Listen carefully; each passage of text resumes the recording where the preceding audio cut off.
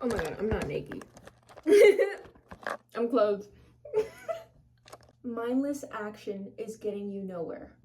So recently I realized I was posting like a zombie. I was waiting until the perfect moment to where I had my hair and makeup all correct, to where I had the perfect content idea, would brainstorm and jot down yada yada yada X, Y, and Z.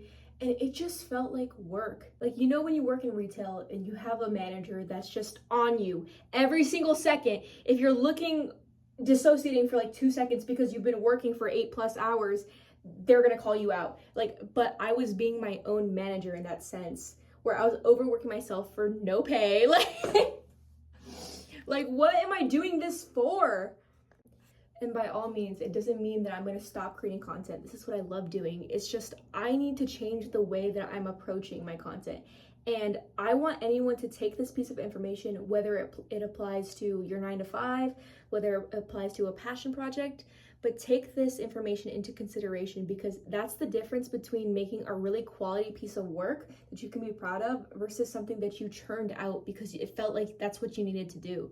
I was posting every day and I was stressing myself out, and I was doing the things that were right in that sense.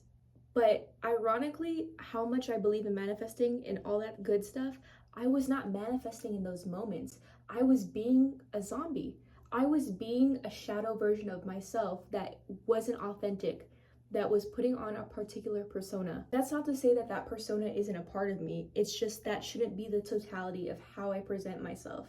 On the opposite side, even though on the outside it looks like I was taking a lot of action and I was working towards what I want and I was putting all this energy, overexerting energy, which is not sustainable, by the way. On the flip side, there were things that I weren't doing. There was things that I wasn't doing. So the things that what I wasn't doing, oh my god. But what I wasn't doing, the main thing was not trusting myself. I know what good content looks like because I've been on the internet my entire life. So the fact that I question myself, taking action from an uninspired place, and when I was inspired, feeling like I couldn't present myself as I was. Like last week, I don't think I could present myself like this. I have a pimple, I'm tired, I haven't slept since yesterday, okay? But the difference is I don't care. You can comment and say whatever you want. You can comment a hate comment right now. It's not going to stop me. It's not going to stop me from achieving what I want, because my action and my faith is in an inspired place. I know my vision, okay? And visions are given to you for a reason. It's not like, it's different like when you're imagining something and okay, I kind of want it to go this way, right? Okay, sure, you're creating something. But I'm more so talking about that type of vision that you've had for years, like that you cannot just get out of your head. It haunts you almost to a point where it's just like, if you don't take action towards that, it's like you're doing a disservice to yourself, because you know that comes from the most authentic part of you. You know that's what you should be doing. You know that's what's going to make you fulfilled, but that's what you question, even though that's the most consistent thing that's coming up. So how do we take inspired action versus non-inspired action? The difference is inspired action makes you feel alive, but it also gives you this sense of tranquility and peace. It's also not something that you look for in your outer world. It's something that comes to you at the right moment. It's not something you even have to explain. It's like you just know. When you know, you know. No, but seriously, when you know, you just know. Like, it's not something that, whatever. Anyways, non-inspired action looks like, you know that, what is it called? That mythology of the guy pushing up the boulder uphill. You know what I'm talking about? You know what I'm talking about.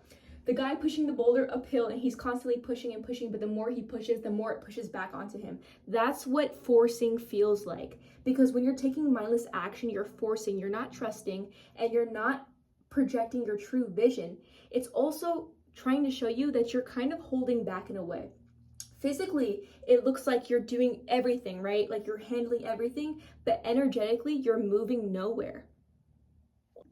So instead of pushing up that hill, even if you're not in the mindset of taking inspired action yet, that's fine. Be in a place where you can receive that inspiration to begin with. So For me, it's crocheting, okay? I recently got into crochet. I really like crochet, and doing something with my hands and focusing on like a repetitive movement, it stops me from doom scrolling and comparing myself to others. It stops me from trying to force a certain vision of what I think success should look like or what I think I should do based off what others think, which they're not even doing themselves, first of all. So not trust no one else, okay? But ultimately, take what others say with a grain of salt and trust in your vision, because that's where the real action comes from. I know this was kind of a shorter video, but I wanted to be really direct because I think this concept is ultimately simple. It's not necessarily the easiest, right? But it's simple. Take a break, okay? Even if you can't take like a full day break, take some moments for yourself and get into that state of being where it's just, I don't need to look for anything. I don't need to force something because it's coming to me, okay? You can co-create and you can absolutely take action if that's what you want. But when it comes from a place of trying to force, sometimes it can also be trying to imitate others or trying to force a certain perspective of yourself. I used to force being more bubbly than I was.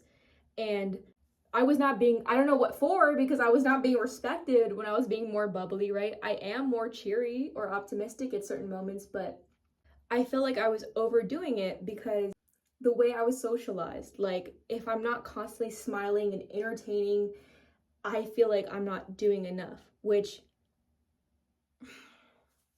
is not true. My last piece of advice before I go is listen to other people's testimonies, okay?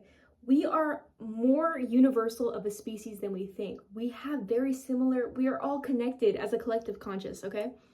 So listen to other people's testimonies. I listened to testimonies about, it was like on Reddit, and there was this guy applying to a bunch of different jobs, and I related because at that time I was trying to find a job. And he said once he stopped trying to disperse his energy everywhere and just stop applying to random places and get more focused and clear in his vision, that's when he had the idea to go onto this certain company's website.